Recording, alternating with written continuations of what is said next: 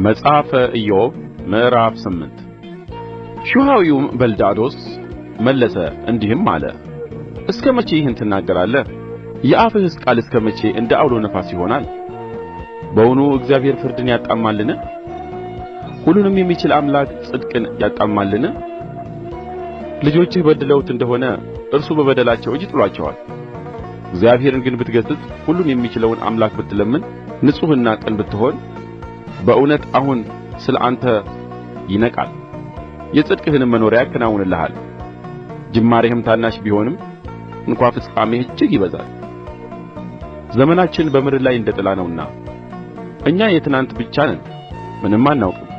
ስለዚህ የቀድሞውን ትውልድ ጠይቅ፣ አባቶቻቸውም ለሚመረምሩት ነገር ትጋ። እነርሱ የሚያስተምሩህና የሚነግሩህ ቃልንም ከልባቸው የሚያወጡ አይደሉምን?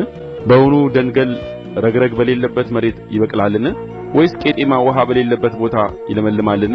ገና ሲለመልም ሳይቈረጥም ከአትክልት ሁሉ በፊት ይደርቃል። እግዚአብሔርን የሚረሱ ሁሉ ፍጻሜያቸው እንዲሁ ነው። የዝንጉም ሰው ተስፋ ይጠፋል፣ ተስፋው ይቈረጣል፣ እምነቱም እንደ ሸረሪት ቤት ይሆናል። ቤቱን ይደግፈዋል፣ አይቆምለትም፣ ይይዘውማል፣ አይጸናለትም። ፀሐይም ሳይተኵስ ይለመልማል፣ ጫፉም በአትክልቱ ቦታ ይወጣል። በድንጋይ ክምር ላይ ሥሩ ይጠመጠማል፣ የድንጋዮቹን ቦታ ይመለከታል። ከቦታው ቢጠፋ አላየሁህም ብሎ ይክደዋል።